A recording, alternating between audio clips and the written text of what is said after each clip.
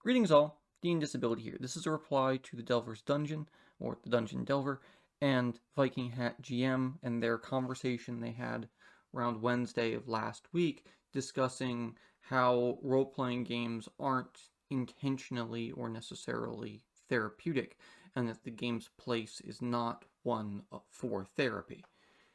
And I wanted to throw my 2 cents into the mix because I have quite a bit of experience in this field. I have, of course, my master's degree in specifically studying what role-playing games do with the disabled. It's titled D&Disability, as is the channel, and you are welcome to look it up. I might talk about it again here in the future if there's interest. Let me know in the comments down below.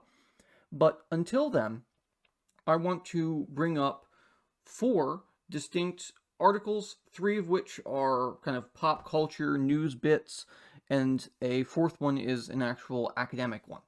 So, first things first, let's go through these, and so you can see where I'm at and where all of this is leading.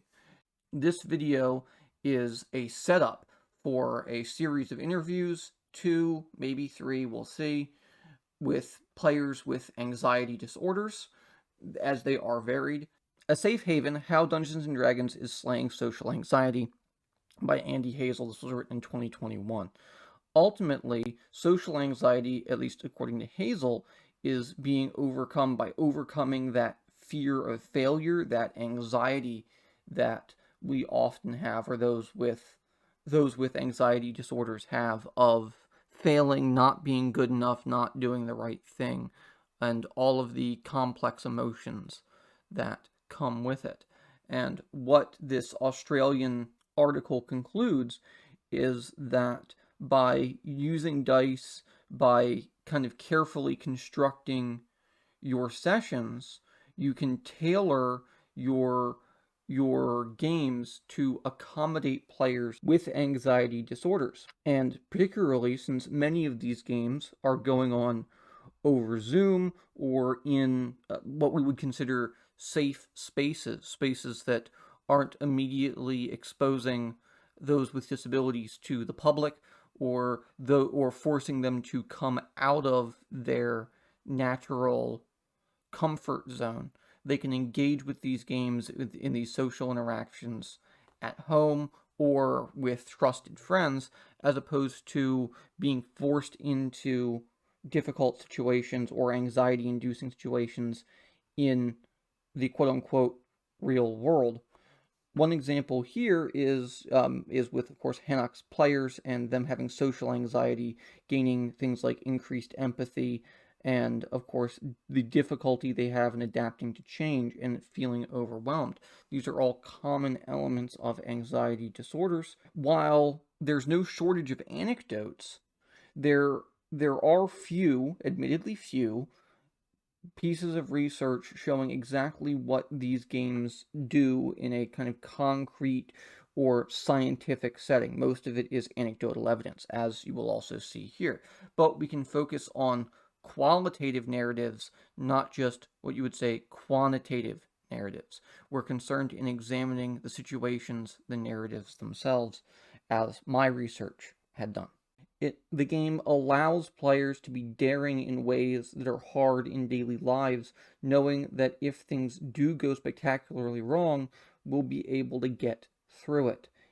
The game provides a barrier between player and reality, right? And for some players, simply having the luxury to quote-unquote fail in a game environment is a huge relief. It may take a lot of that pressure off. It does not have to be, as the Viking Hat GM pointed out, this kind of melodramatic or sad affair with people sitting in a bunker for an entire weekend and wondering about the end of the world. It can be far more nuanced than that. We're looking at game sessions on the session-by-session level with non-tailored games, but this is far from the only approach. The student well-being blog, Johns Hopkins University, has taken a slightly different approach. Students at Johns Hopkins University are starting a D&D therapy group, and I'm not going to list all of the writers here, but long story short, the core goals of Their group, as discussed in this Q&A, are to provide a safe space for those with anxiety or other mental health concerns, what some might say is social disorders, and provide sessions that are somewhat tailored to those experiences, but not in a way that greatly changes the game. Specifically, as I'm sure you all want to know, a game session, right, looks like a typical session of play, right, with then an additional maybe 50% of the time hashing out, talking about, breaking down what has happened to let players effectively process what has gone on. And this simple extra step, this extra post-mortem, one might say, this dissection of the game session, doesn't require you to change or tailor your game to be anxiety or disability specific. This just means that game masters can leave the door open to discussing player feelings, thoughts, how the game went in a post-game scenario that is open to let players process their feelings, particularly when things like character on character conflict are involved, or maybe really heavy roleplay topics, or what have you. Now, some might ask, how is this therapy? And I really do like the Hopkins staff answer here, right?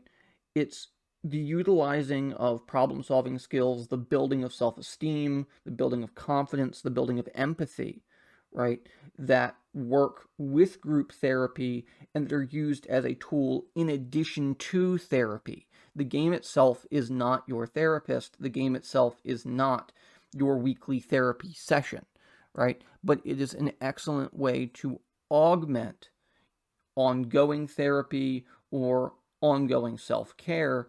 I absolutely agree when the Viking Hat GM and the Dungeon Delver assert that this game is not, supposed to replace your therapist, right? Absolutely.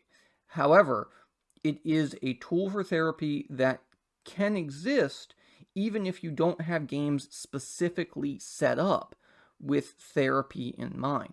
This simple post-mortem, as I'm liking to call it here, this group therapy by Social Skills Quest, a Dungeons & Dragons therapy group out of Johns Hopkins, is an excellent way of taking the tools of the game and tailoring them specifically for or toward therapy. But that doesn't mean, as DMs, GMs, game masters, that we, in our own games, can't take a small piece of this, if only just that post-mortem. But there are other things we can do. 8 Ways Dungeons & Dragons Helps with Anxiety by Jared King is an example of kind of taking the game as a whole, the game on its own terms, that is, and showing how just the game itself helps mitigate anxiety and helps work as a therapy resource. First things first, he mentions playing cooperatively with your friends reduces competitiveness. Some players do not want a competitive game. They want cooperative storytelling, and D&D provides this. This is a huge relief to those with depression, anxiety, or mental illness. Sometimes it's nice to just sit down and have fun with your friends and not feel like a winner or a loser.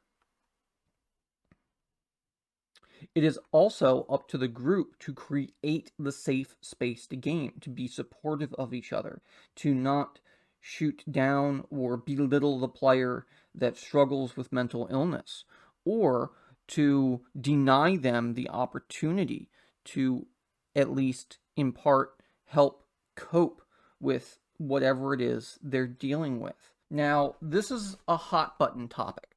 This will be an issue for some players, or, well, at least for some DMs, I'm sure.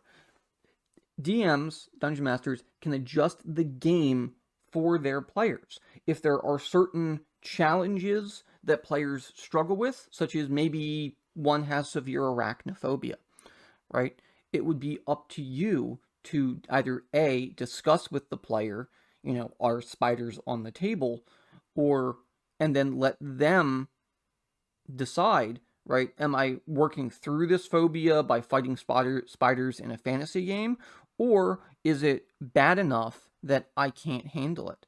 There are some players, I'm sure, well, actually, there are some players, I've seen it, that if put on the spotlight when they have a bad day, whether for anxiety or any other reason, they fold. They leave the game session or they can't interact, and it might ruin the game for them.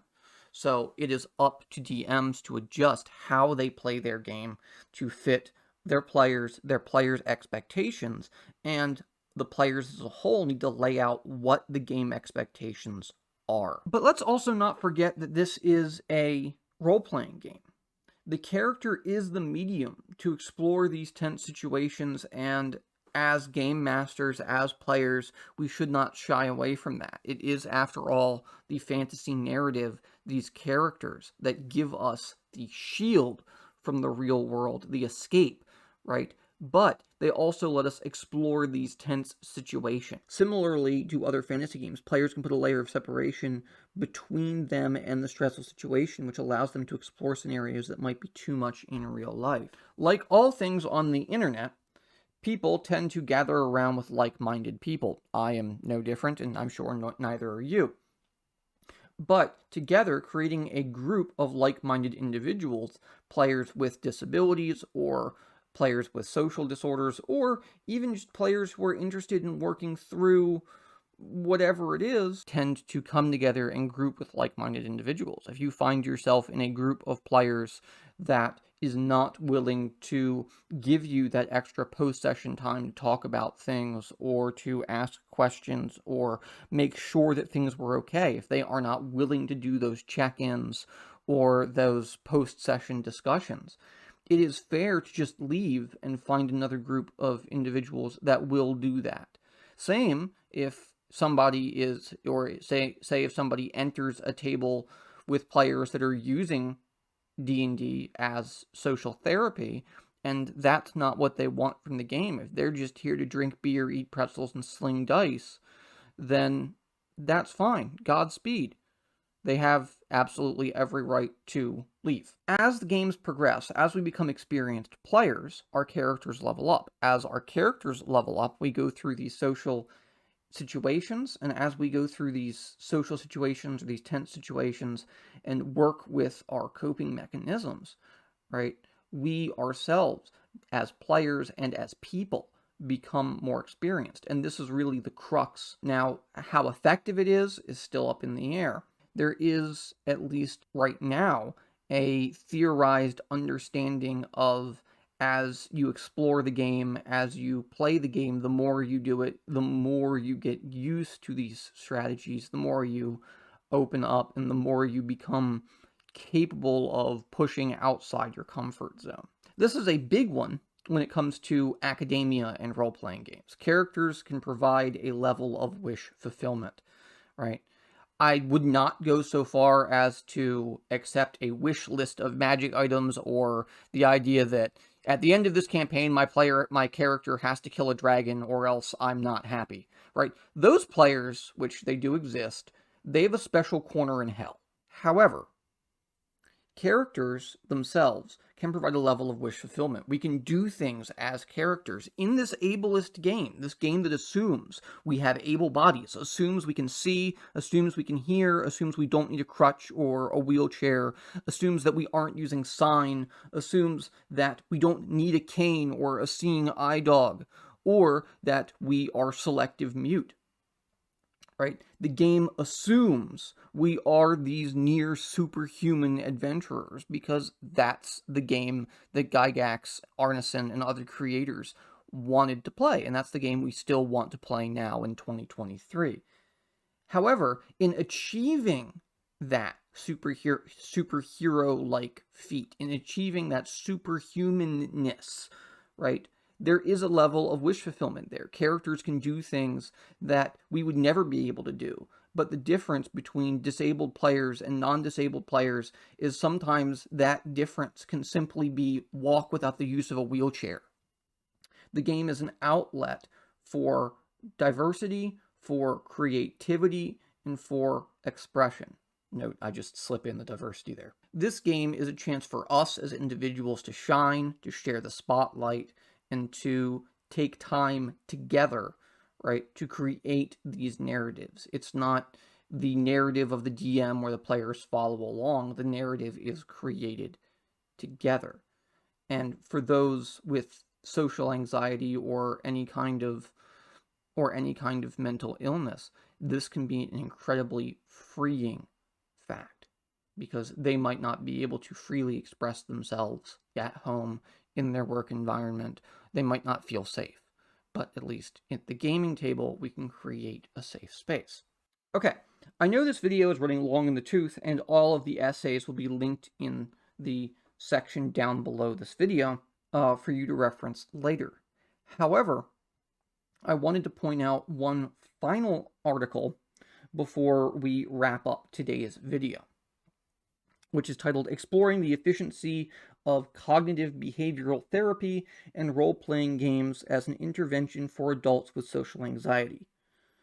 Man, don't you love academia and those catchy titles? Isn't it the best? But more importantly, I would argue, this is from January 2nd of this year, right? This is as relevant as it possibly gets. And one of the reasons why I'm making this video right now is to bring the work of Veretti and others to light, because I think they deserve an award. So, pardon me while I parse this rather dense abstract for us.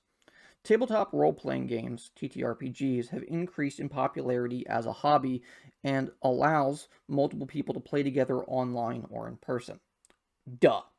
Group activities, such as TTRPGs, have been used to improve social skills and mental well-being, although there is qualitative and anecdotal studies and reports about the efficiency of the therapeutic application of TTRPGs. No related studies have employed quantitative measures or mental health screening tools. I myself, when doing my research, could not do so. I am not as proficient in that as I would like, nor were all of my players suffering from, say, social anxiety, as an example, or battling with depression. There was such a wide variety, I couldn't focus on just this. So good for them. Their study, or this study, explored whether intentionally introduced cognitive behavioral therapy, CBT, delivered through the medium of TTRPG groups could positively affect social skills, reduce anxiety symptoms and behaviors, and enhance the mental well-being of participants. Data was collected from May 2020 to February 2021 using the Social Phobia Inventory, something I'm not familiar with. Hopefully somebody that is can let me know in the comments down below what that entails. Generalized anxiety disorder assessment, social skills inventory, and group satisfaction scale, and debriefs with participants. Note, getting back to what I was talking about earlier in this video, we're back to debriefs. The study was completed virtually. All the groups showed an average decrease in self-reported anxiety. One of the therapeutic TTRPG groups decreased in self-reported social anxiety, while the others remained the same. All of them showed improved social skill scores, and the participants were very satisfied with the overall group experience, thus suggesting that their needs were met. While the jury's out, this is only one study. I think it is at least a fair statement to say that Veretti and others finally have some concrete data, and that for at least one of the participating groups, this form of therapy was, dare I say, quite helpful, and the others were satisfied, if not as equally helped by it. And I think that's the way we should consider D&D and anxiety, and D&D and anxiety, or really mental illness therapy, right? Is that this isn't for every group, this isn't for every person, but it is certainly viable, and there's no reason that some simple steps can't be taken to, even in a quote-unquote non-disabled group, to help those players with social anxiety or other forms of mental illness to better cope and to help better cope and get more out of the game. Because at the end of the day, what does it cost you? A 15-minute conversation?